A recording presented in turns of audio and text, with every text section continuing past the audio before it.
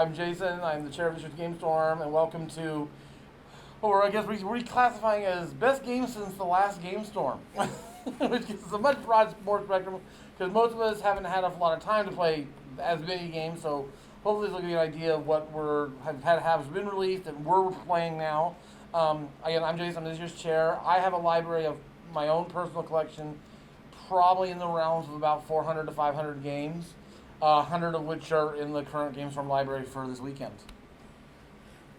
I'm Aaron Curtis. I helped found GameStorm, and I am also the keeper of the official GameStorm library, which games that GameStorm owns, which at this point is probably over 1,000 games, but of roughly which maybe 200 to 300 are in the game library now. Adrian. And Adrian Koester. I'm running the game library upstairs this year. I got suckered into doing that and have since changed everything. We rearranged the whole operation for game library for GameStorm this year, and so far it seems to be running well. Nice. But I also have a significant personal collection. I own something in the vicinity of almost or just over 600 games that I have sitting in my basement, about 120 of which some odd are here. I back a reasonable significant number of things that show up on Kickstarter, so yay games. Note that we are not measuring how big is your game collection. Yes. Because if you have to rent storage space for your excess games, you have too many games. Yes. Yeah. No. I'm just renting space for my Christmas decorations. So I have room for my board games. Yeah. Well, and the thing that I have to frequently explain to people when I say I have 500, 600 games, they say, "Oh, wow, that's a lot." It's like, no, you don't understand. Yeah. It's like for people who have significant game collections, them's rookie numbers. Oh yeah. How many do you do roughly? I'm blanking. Mimi and Doug. Well over 1,000. Yeah. But the documentary Gone Cardboard from a decade ago did catalog a couple that had 18,000 games. Yeah. Wow, how many years ago? Yeah. So. Yeah, even for libraries, we look at our library and we're looking at what we got out there.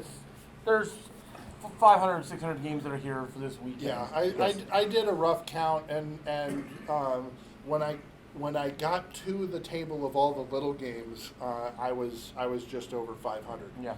So. And there's still games that people want to play that aren't here. Yep. Oh, absolutely. Yep. And there are thousands of games published every year. Right. Yeah. So, but we actually have a panel tomorrow on choosing games for your library. So come talk to Adrian and I again on that one tomorrow. Yeah. But let's go focus on this one, which is the new games we've got coming out. Anything from late 2019 up until today, we'll mention. Aaron's got a direct top 10 list, so I'm going to go. The traditionals will start at the bottom and work our way up. What's your 10th? So if I had to go 10 from the last 3 years, I'd probably actually put Destinies, which is a recent release. Sorry? Destinies. Yep. It is a cooperative story RPG for 1 to 3 players, which is the oddest player count I've ever seen for a game. It's scenario driven, which is good and bad, but you're given a character who has 2 possible destinies. And during the game, you're going to explore this map, go to these places, and you can talk to people, you can ask them about your destiny, and you can ask them about one destiny or the other destiny. And you can cater how you're going to win the game, depending on which destiny you want to try to follow down the path. Either way, and everyone else may or may not have a similar destiny path. So I could be after 3 fire orbs or support the town, and Aaron could have support the town or go get 3 ice orbs. So we may end up conflicting because we both go after the people, we're working against each other, but there's always enough for everyone to do their goals. They just have to work harder for them. So it's a really good mix of storytelling. It's really solid app driven, and I really enjoy playing it. That would be Destinies. All right. Um, a light tile laying game, Calico. It is a puzzle style game where each turn you're picking a tile and placing a tile on your grid of roughly 20 to 30 spaces, and filling in it over the course of the game. You are trying to match colors and patterns at the same time, and any given tile will have a different mix of those. So you have these conflicting goals. And one of the goals you're trying to do is find the right patterns for the cats, because cats are colorblind; they don't see the colors, just the patterns. And it's got cats in it, so It's got cats. so in the end, you have a nice little patchwork quilt with cats on it, and there's points involved.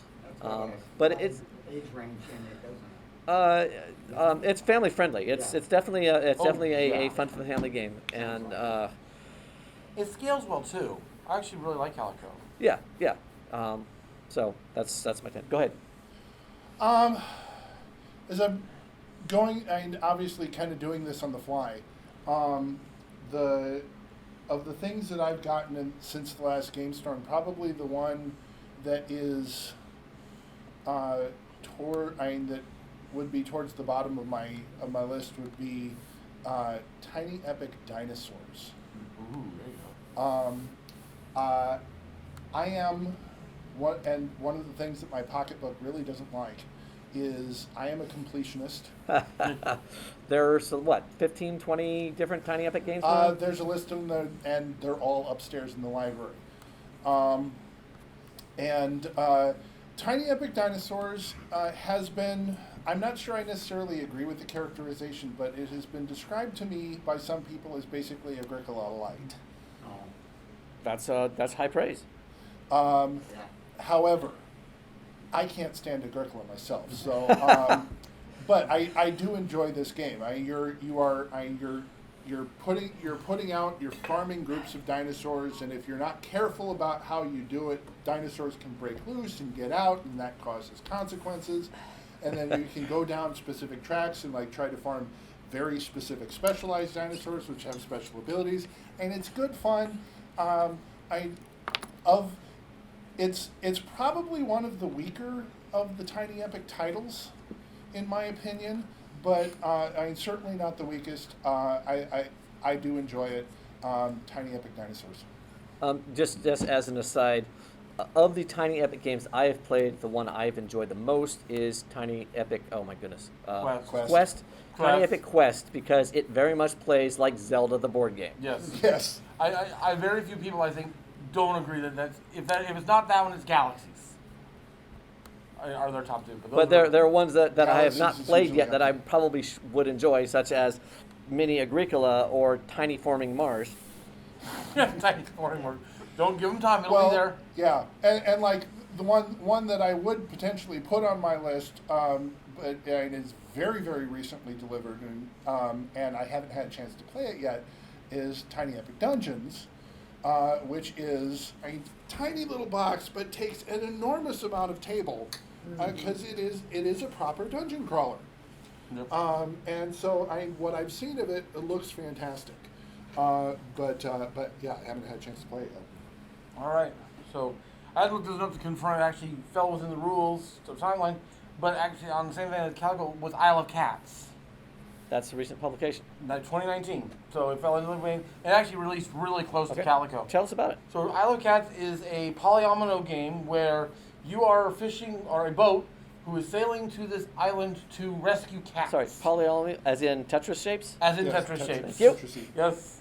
So yeah, the cats are all shaped like Tetris pieces or variations. As of cats them. are wont to do. Yep. So they're not the traditional ones, but you go out there. If the car had a drafting mechanic to gain the resources you need, but you spend your fish, which is your money, to buy those resources, and also to lure the cats to your boats. So and once they're on your boat, they all group up into families, and you try to get the same colored families together to score more points. And of course, they'll go to rats, and there's other things they can do. But in the end, it's a point salad, which means there's Right. 20 different combinations of ways to win points. Herding cats for fun and profit. But it is really a really good game, especially if you like the puzzle shaping mechanic of trying to fill this odd shaped boat. So I love cats. All right, all right. So published in 2020, The Crew, the Quest for Planet 9, and more recently, The Crew Mission Deep Sea.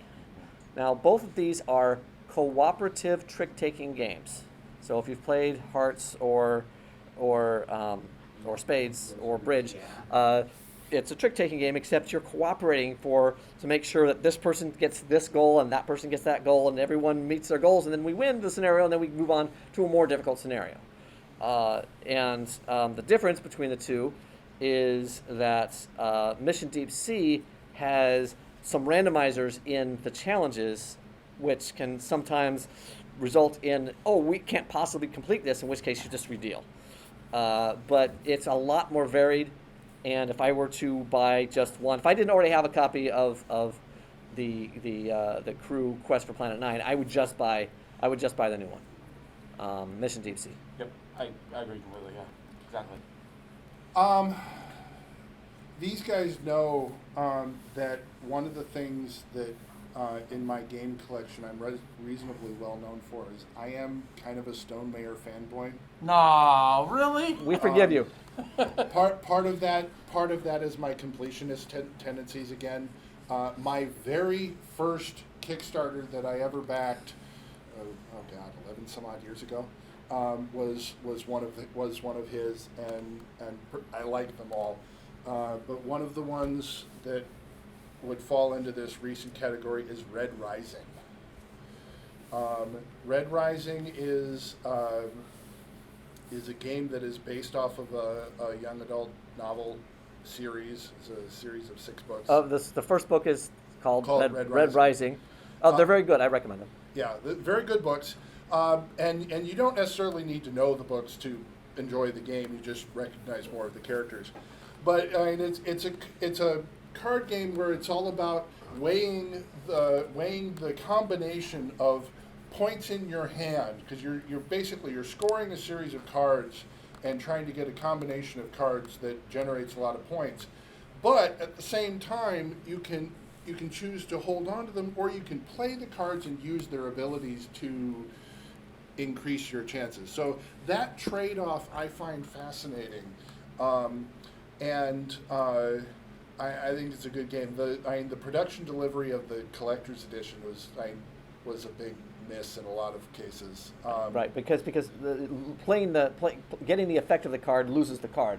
Yeah. And that's critical But mechanic. if you're gonna buy it, don't bother trying to track down the collector's edition of it. It's not worth it.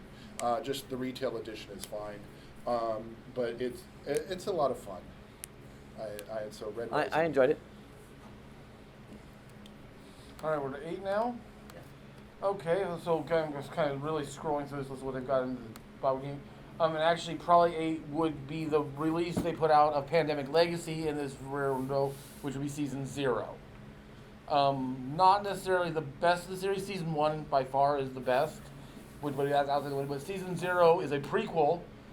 It used that same legacy mechanic that they built for Pandemic to tell you where the Pandemic originally came from through that channel. So you're building your set of spies, doing espionage, and without spoiling the whole game. I assume you're playing Pandemic. Yes, you are. Well, you're playing the Pandemic rules. Okay. The diseases aren't necessarily there because you are espionage and trying to stop. You're trying to stop the pandemic from happening. Well, guess what? You're not going to stop it because the pandemic happens. Right. But you actually end up when you open the box the first time, you actually get a passport with multiple identities that you're eventually going to change through. I'm not completed with my season, but without spoiling it, you're definitely going to have different characters that are from different countries with fake passports and trying not to get caught. But it's still a good line in the Legacy series. Pandemic Legacy still falls in my favorite of Legacies, and I've played a lot of them.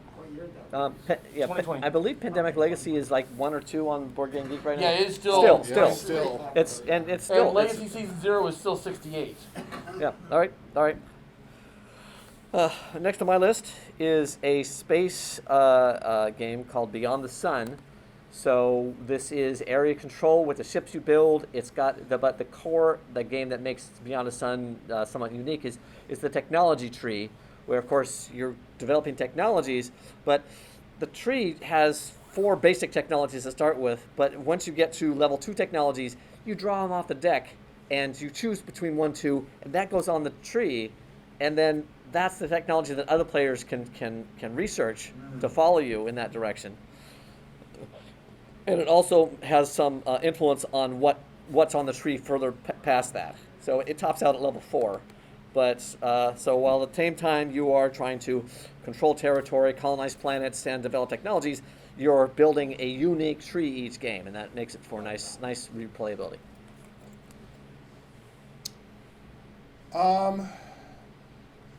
One that as I was scrolling through this list, that I realized was actually released, I think, shortly after the last GameStorm. I know, I think pre-production copies may have been here, was Evolution Oceans. Really close, yeah. Yeah. But Evolution is a wonderful card game where you are evolving, you're adding specialized traits to critters in an effort to survive and eat as much food as possible. Oceans takes that concept and moves it into the ocean, obviously, but uses some different mechanics as to how you eat food, how you optimize that, how you grow, how you overpopulate and die and go extinct. And personally, I like the original one better, but not by much. Okay. And part of the reason why I like the original one better is when I play the original Evolution, I include, and I am distinctly in the minority on this, all of the expansions. I include flight and climate and throw it all in together. Wow. I only own the base game. Yeah. And so, and with all of the reading that I've done, I am very much in the minority on that. Nobody else really likes it. I think it's fun. I do it. But anyway, Oceans is a lot of fun, and it's gorgeous. It's such a beautiful game. The artwork is pretty, and you can play it. You can play it in basically an easy family mode, or you can add these deep cards, which add a whole nother round of variability to it, and lots of potential big swings and success and failure of your ocean critters. But it's great fun.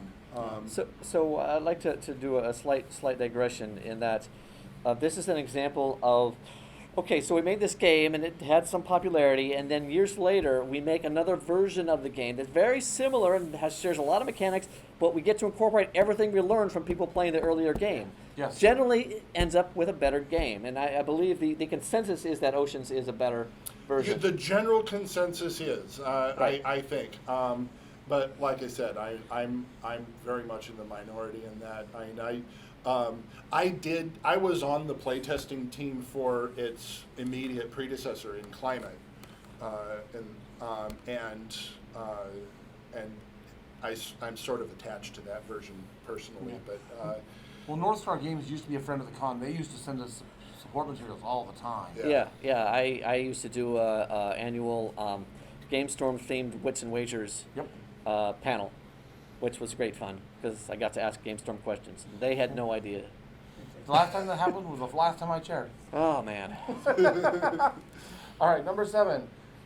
This one would be higher on my list if I could get it to the table more often, but it is a table hog, and it requires more people to really play it, and that's Dwellings of Eldervale. So Dwellings of Eldervale is It's a Kickstarter. It was a Kickstarter. They never, I don't believe they ever were going to plan on releasing it to market, though they do sell it direct through their store. Matter of fact, they're doing a second edition printing now. But it is a worker placement monster attacking game. You have to place your workers on the board to collect the resources to be strong enough to defeat the monsters. And the balancing act of where you can go to get the resources while the monsters are potentially coming towards you and going to attack makes it a balance of the board is gorgeous. I've only got a couple plays in of it, but we saw it at con, and then we got our copy, and it's just absolutely beautiful. And if you're one of those people who really likes their games fancy, the Legendary Edition comes with these little tiny sound boxes, and you put the monsters on them, and they will roar. It's completely fluff, but it's cute. But no, the game itself though is solid. I mean, but it is a table hog, and it is long when you start adding the larger player counts. And it's variable because you choose what resources you want in smaller player counts. The more players, the more resources that are available. So it makes it a good game. Okay, cool. So I did mention the making a better version of an older game. So my classic example is Agricola, and then he made Caverna later. Very similar concepts. Caverna's a better game. Published in 2018 was Gaia Project, which is a better evolved version of Terra Mystica. Terra Mystica, very good, brain burner, an intense game, but Gaia Project is basically smoothed off a lot of the rough edges of the original. So if you like brain burners, you probably already played Terra Mystica. In which case, you will enjoy Gaia Project.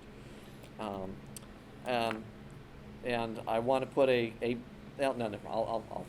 I'll save the next game for the next one. Go ahead. All right. My next one is a very much relatively recent release, and it's an asymmetric, which makes it naturally a royal pain to teach. But it is Merchant's Cove. And basically what you're doing is you are a series of merchants that are producing goods through completely independent means.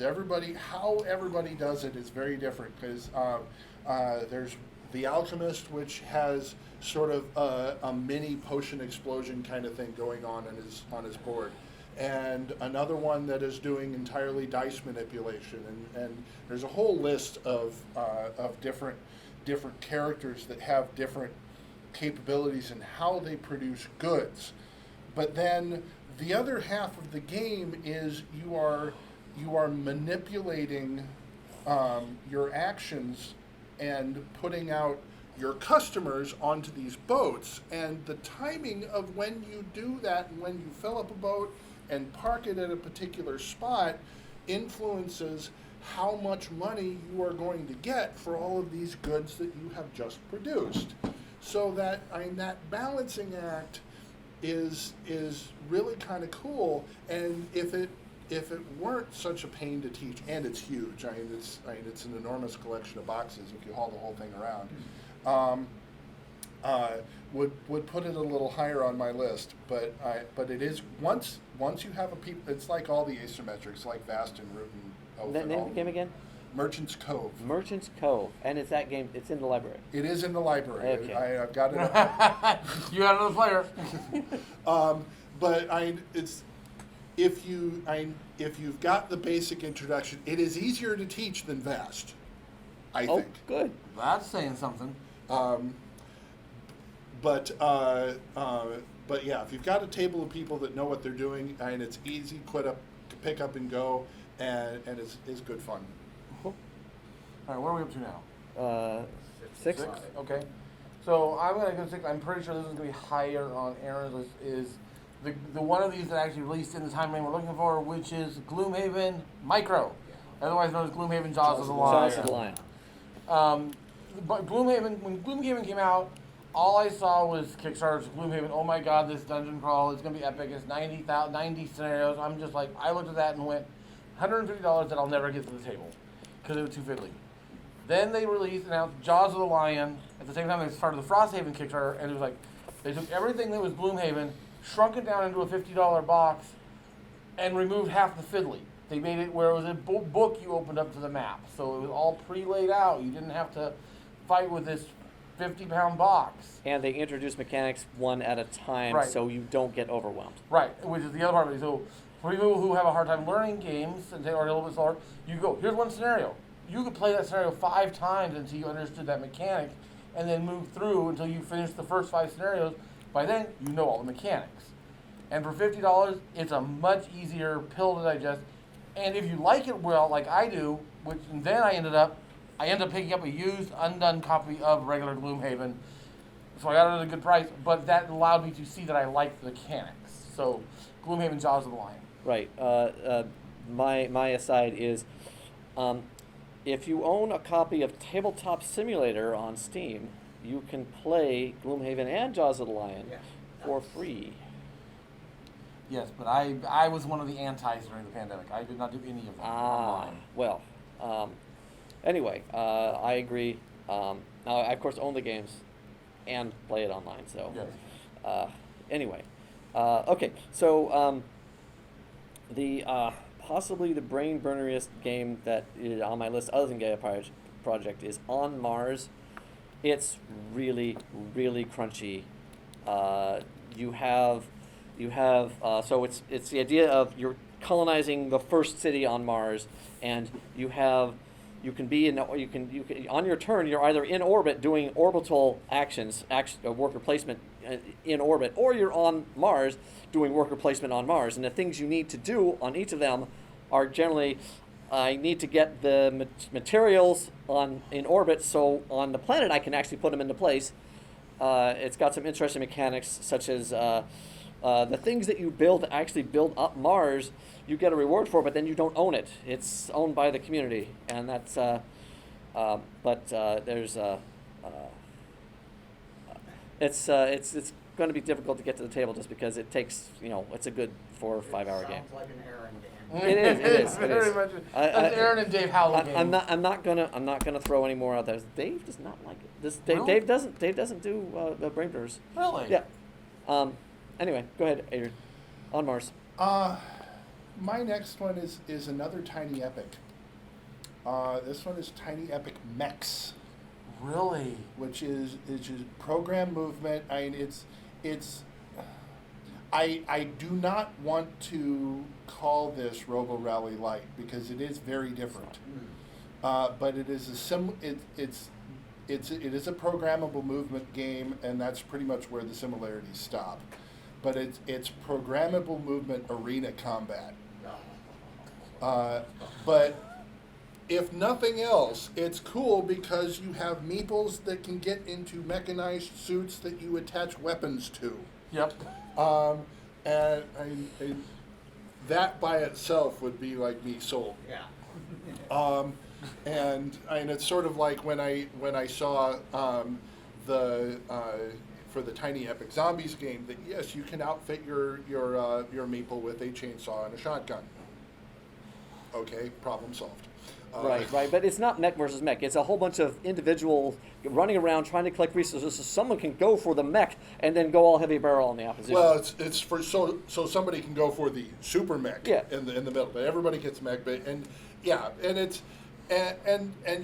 have program movement, but you also can put down things like mines and turrets and such, and it is very much last person standing, and it's chaotic, which I know a lot of people don't like, but it's one of the lighter weight, more irreverent ones in the Epic series, and I do enjoy it. Okay. Yeah, and on my side for that one is actually the reason we got into the Tiny Epic series at all was when Tiny Epic Quest was announced on Kickstarter. I showed it to my wife and she goes, "Wait, I can give my meeples weapons?" Then it was Legend of Zelda, which then it gets guaranteed, and then it went downhill from there. So this next one would probably be way higher if I could get it to the board more often, but I finally got it to the board last weekend, and I've had it out, and that's Sleeping Gods. So it's another one of Ryan Laukitz's. It was a Kickstarter, it didn't get a retail release, but Sleeping Gods is a game that does not end. It is basically a big sandbox game where you are the crew of this pirate ship, or the ship that has been transversed to this land where the gods are asleep, and you are trying to figure out how to wake them up so you can go home. And your adventure is going to be Ryan Laukitz style for these storybook games with skill checks. So that's kind of his motif of game style. And that game is all built around it. You go to this location, you'll explore this book, and it'll say, you found this tribe. Do you want to talk to them or fight them? And depending on your skills, you'll choose one, and you'll react. How you react will change your story. And every time you play the game, you're going to change the way you open this map. Is it co-op game? It is actually a full co-op. So we're working together on the crew boat. Yeah, it sounds And as you explore it, the map will expand. If you sail off the board, you'll change the page to a new board of new islands and stuff, and we'll just keep going. And what was great when they released the expansion, all I did was add more maps and more story points. So it just added more to it.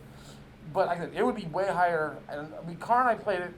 We played 4 rounds, just 4 turns. Took us about an hour of learning, but it's still set up on our table at home, so we can continue playing. Because it literally says, the book says, when someone's turn is over, you can literally pack up the game and stop playing, and you can restart anytime from that spot without any problem. There's no thinking about it. There's only a handful of things you got to keep track of. Right. I remember playing Seventh Continent, Right. which is very much a sandbox, and you can put the specific rules on how to put the game away and how to bring it back. In fact, doing so is one of the mechanics of the game. Right, but it does it between scenarios. This is No. This is, you can stop at anyone's turn. Seventh Continent, right? Yeah. Seventh Continent, you can, yeah. But yeah, it's other. But I really enjoy it, and I'm hoping to get it higher on the list. So yeah, Sleeping Gods. All right. Terraforming Mars Ares Expedition is not an expansion to Terraforming Mars. It is a sequel. Common question. Terraforming Mars Ares Expedition is the love child of Terraforming Mars and Race for the Galaxy. If you enjoyed both of these games, you will like this one. It's a completely card-based version of Terraforming Mars. They do a good job of taking the core mechanics from Terraforming Mars and translating them into a card-based system, and also like Race to the Galaxy, you are choosing a role. You get a bonus for choosing that role, and everyone gets to do that thing. I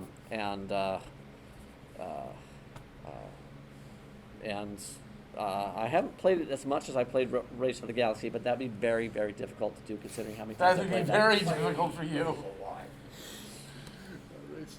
What number are we on? 5. 5? That's 5, okay. Good. That's what I'm. So I think that was 5. sort of I may have lost comes count. 3. Well, you have a list. Well, yeah, but I've changed my mind since I Okay, I think I got it. So Elizabeth Hargrave of Wingspan fame has done other things, and You're really gonna list that one? I like it. It's so little and Give us a fun. name. The game is Tussie Mussy. It's produced by Button Shy Games. It comes in this teeny little yellow envelope, and it is so simple and so pretty, and it's one of those just really lightweight, gorgeous games. And basically the whole game is you draw 2 cards, and that presents you with 2 flowers, and you present them to the person on your left, and you put one of them face down and one of them face up. They choose one, and whichever one they don't choose goes into your flower arrangement, and you go around the table once, and you go around the table the other direction. Everybody has 4 flowers based on the choices that they make, and your arrangement of flowers scores based on the kind of flowers that you end up with. And sometimes they score differently, whether they're face-up flowers or face-down flowers. And it's just a very quick little dance. And there was just relatively recently a Kickstarter that added more stuff to it, added more flowers. The original game only has 18 cards. And it's perfectly acceptable at that, because you can stick it in your pocket. It's one of the most micro of micro games. Pull it out, play it wherever. Kill 15 minutes. It's wonderful, good fun.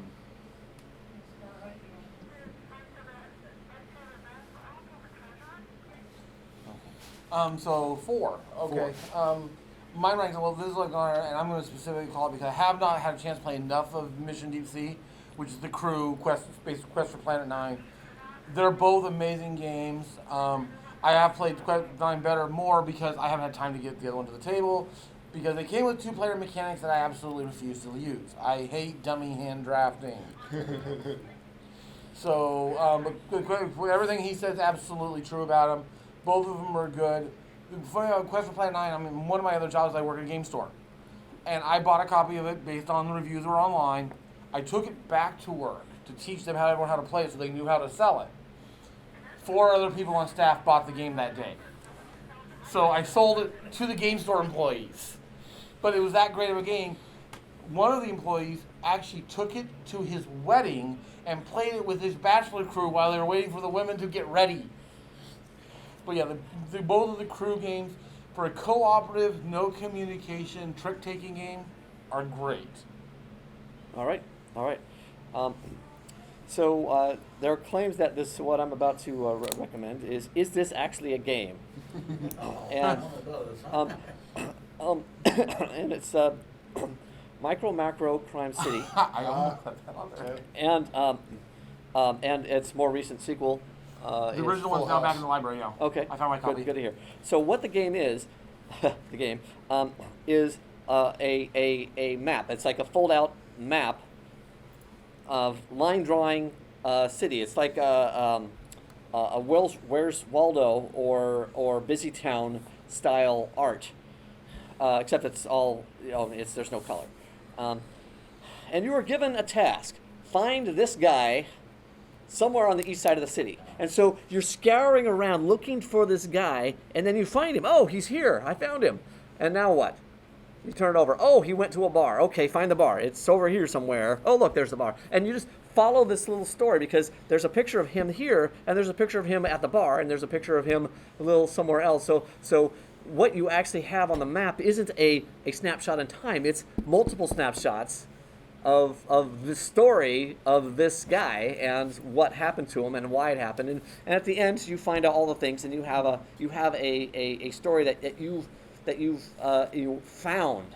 And it can be played with one player or many players, but the experience is largely the same in that regard, in that you're hunting for Where's Waldo and you're experiencing the story. So puzzles are games. Exactly. So it is a fun experience, and it comes with some number of 5 or 6, and there's a couple more I have to download online. Right. So and they come in different levels of difficulty. I've only done some easy ones so far. It is a Now, table hog. the only drawback is you need a large enough table. Although it does fit on a 30-inch wide table. I can confirm that. Yes.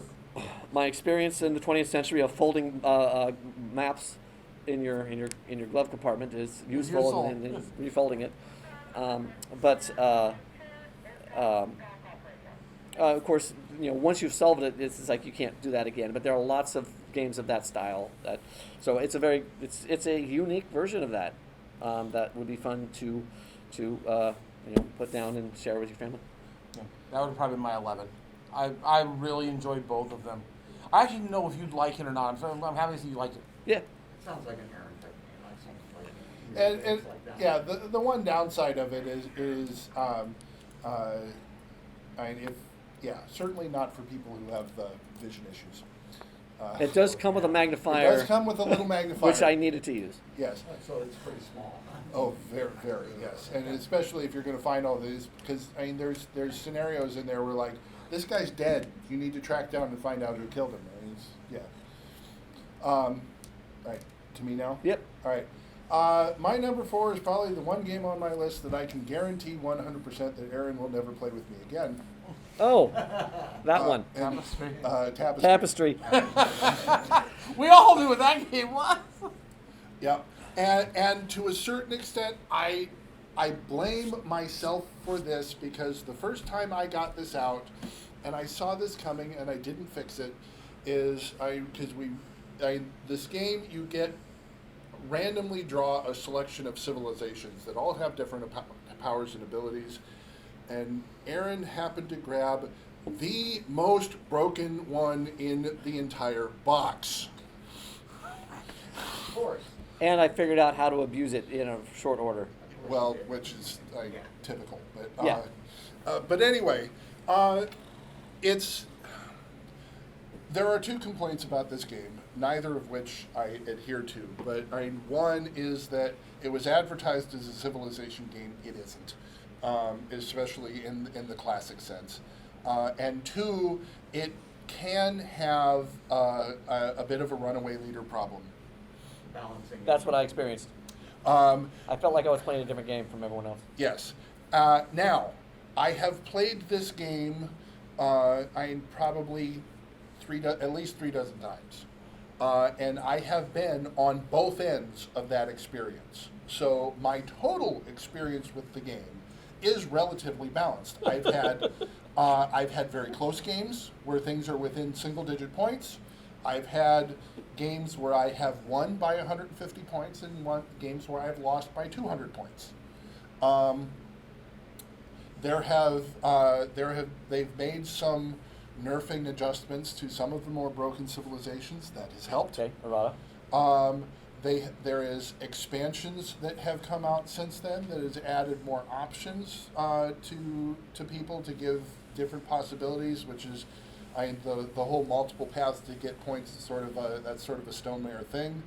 And if nothing else, it's pretty. So Tapestry. Right. So my number 3, given that I have played one half of a game of this, shows how much I like that, which is Lost Ruins of Arnak. It actually is another worker placement dungeon, treasure exploring. You are playing an Indiana Jones style adventure, and you have the choice of exploring the wilderness or exploring the temple, and you have to manage the resources you collect from one half to utilize in the other half of the board. And the board is blind, so you're flipping these things over because you don't know what you're going to find when you go out there. And they just released the asymmetrical leaders for it, which means everyone's got variable player powers now. So one person's going to be good at certain parts of it. But the game itself allows you to balance how you want to win the game. I mean, at the end, it's just points. And it's not the point salad style, so there's only a few ways to make points. But how you balance working up the board, exploring the temple versus the forest. Because once the forest is explored, everyone can explore it. So you did the work, they get to reap the rewards. So you have to balance your choices. But I got a half game because we had to quit because someone had to leave and then we didn't want to reset. But it's a really good game that's getting back to my table really soon. I like the fact that you have basically a monster fighting track and a archaeological research track. Yeah. So you get it does feel a little like you're playing Indiana Jones. Yep. Yeah, it's a good game.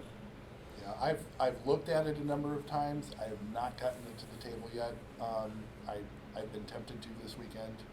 If I have free time. Yeah. Okay. So a couple of games that are on my list. That was one of them. So was Jaws of the Lion, high on my list. So instead, I'm going to talk about Dune Imperium.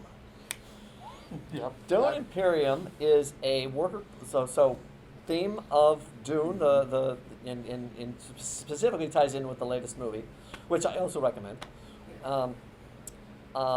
So it's a worker placement and a deck builder, and it's very thematic to the story of Dune,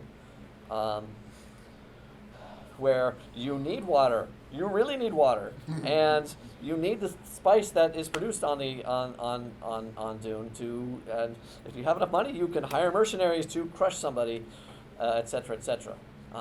You can get involved in secret societies, and you can't have this back and forth of trying to get points and I can get this point and take it away from you. That sounds good, but the deck building part of it is sort of Ascension-like, in that you draw off, and this is what's available right now for purchase. What's the name of that one again? Dune Imperium. Yes, I can see myself playing Yes. that. It is in the library with the new expansion. I was going to say. And there's a new expansion which I haven't Have you played played yet. Rise of X yet? I have not. My Ix is in the box but not used yet. Next. I promise this is the last Stonemayer on the list. And this is one I believe I need to play with you one of these days, and that is Rolling Realms. This is a roll and write. The genesis of this was Jamie Stegmaier during COVID being bored. Of course it was. This started out as a print and play that he was doing on his live streams during COVID, and somebody said, hey, you should really actually produce this. So he did. When you have enough money for a game design to just drop a game like that, yeah. And it's brilliant. So basically, there are realm cards for all of the Stonemaier games, and on each round you randomly draw 3 of them, and so everybody's playing with the same 3 realms, and then you roll dice, and how you score those numbers and where you decide to put them, the rules change for each realm. So so every round you have to sort of rethink how you are doing your dice production, and you produce resources, and you can spend resources to manipulate the dice, and it's got so much variability. He's gotten in the habit of every time he produces a new game, he produces a promo pack for Rolling Realms to add that card to the box. He has produced a promo pack to add Terra Mystica to the box, because Jamie really likes Terra Mystica. And it's wonderful fun. It's a great little pickup, roll and write. So yeah, Rolling Realms. And a nice reward for the Stonemaier completist. Yes. Yeah. Yes. All right. Cool. So my number 2 and number 1 are actually completely interchangeable, so I'm going to make this quick because we are down to 10 minutes. Oh, yep. So my number 2 is actually going to be go ahead and go with Dune Imperium. Dune Imperium is an amazing deck builder, and I'm almost a deck builder completionist. I look at my game store and I go, yes, and I, okay. But I love Dune Imperium. Okay. Yep. My number 2 game is going to be Cascadia. It's designed by a Northwest designer and set in the Northwest. You are each round you're going to draft a tile of a set of 4 things. You're going to draft a tile and an animal, and you're going to place the tile, and then you're going to place the animal on one of the tiles. So you start with 3 open spaces, and so you place the tile. Now you have 4 open spaces, and you place the animal on one of those 4 open spaces. Each animal scores differently, and each game, the way that animal scores is different. So for example, you score eagles, and maybe it's you want each eagle to not touch other eagles, and you get a whole bunch of those, and you score a bunch of points for eagles. Or there's one where for each pair of eagles that are in a line, you count how many animals are in between them, and that's how many points you score for those eagles. And so each game, you're going to have a different set of scoring mechanisms. And so at the same time you're trying to get your animals to score, you're also trying to get large majorities of contiguous terrains of the 5 different types of terrains.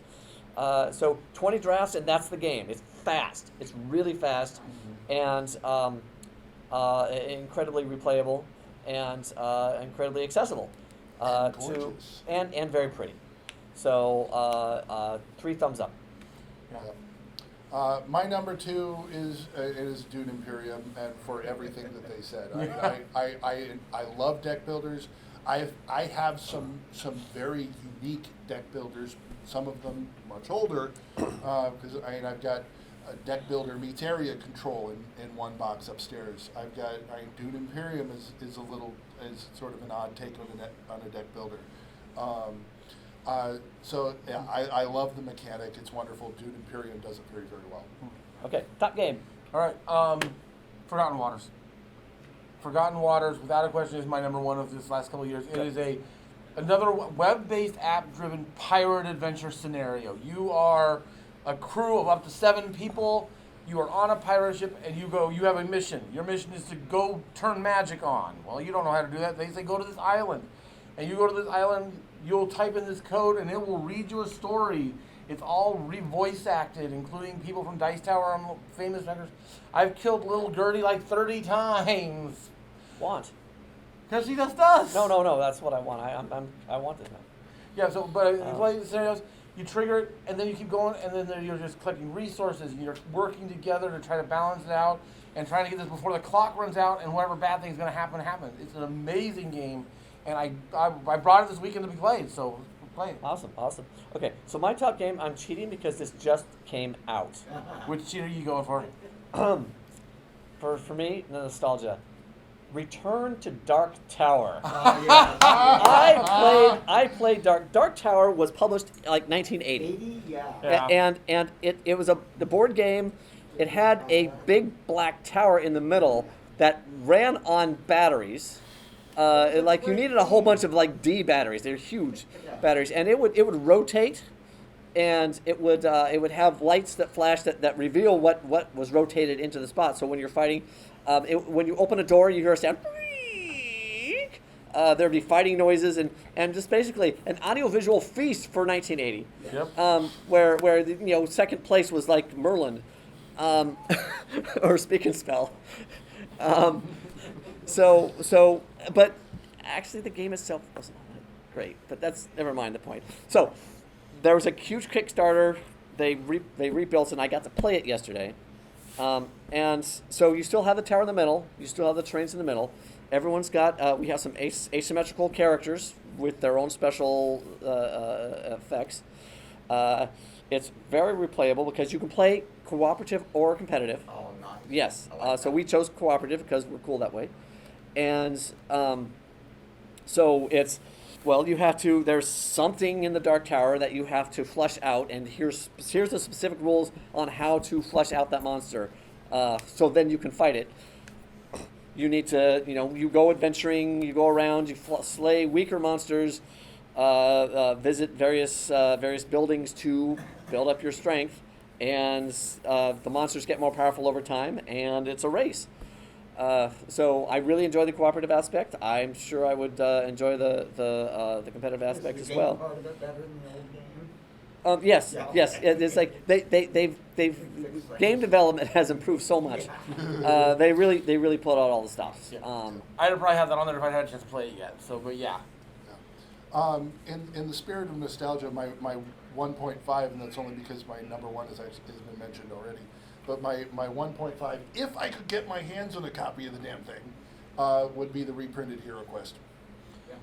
We just sold our last copy at the store last Sunday. Yeah, I know. What was your one? Cascadia. Cascadia. Okay. Yeah, That's and that's one that for some reason I somehow snuck under my buying radar for a while, and then I was watching through some YouTube videos, and there's a particular channel that had basically a list of top 10 prettiest games of all time. And one of the things that I was watching with my wife, and Cascadia was on this list, and she's like, I want this game. I must have now.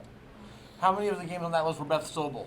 She is an amazing new Oh, artist. she's absolutely She did fantastic. Cascadia's art. She's done several games out there. Well, When her name's more prominent than the designers, that's saying something. yeah, but like one of her earliest things that she did the art for was viticulture, Yeah. Oh, yep, that's good.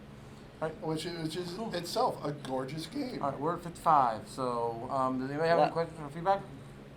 Yeah, feedback. Thanks, guys. I'm really glad that there were so few duplicates. It gave us a nice wide range of games that you can choose from. And the duplicates are probably good. Oh, yeah. Yeah. Carl? Can each of you name one game you played during since the last GameStorm that you did not like? Who are you asking, Aaron? India. This year? Oh. It's only Friday. Yeah. Since the last GameStorm, save us. Okay. You gave us the top 10. Give us one you disliked. The last game I remember disliking was actually Tapestry. So. I'd have to really think about that one. I don't know. I'm actually pretty picky. You're talking to guys. Yeah. The trying truth to is, find there are fun thousands of every day. games published every year, and most of them don't make the top 10. Yeah. So that's why we talk about the good games, because there's so many bad games to skip. Yeah, I'm just sort of scrolling through the list here, and I think of the last 2 years worth of games, the only one on here that I have played that probably didn't fire for me was Actually, no, I can answer that one. For me, actually, of the games that I didn't particularly care for, and the other hate, I actually did not care for Wingspan. The mechanics just don't work for my particular world, and the theme did not work for me. It's not that it's a bad game; it just doesn't work for me. Right. Okay. Okay. And I'm a big fan of engine games anyway, and that's what it is, Right. regardless of the bird theme. Yeah. All right. All right. And he can't think of. Yeah. I just dogged a Stonemaier game, so he's probably mad at me. No. To each their own. No, I'd say probably the closest one that really does, for whatever reason, doesn't fire on all cylinders for me is Tiny Towns. Really? Okay. I don't mind it. It's not terrible, but I think of all the things that I have played in the last couple of years that I probably don't see a whole lot of, I probably wouldn't buy right off the bat. That would probably be it. Okay. Cool. Well, thanks Mr. everyone for Miller. coming.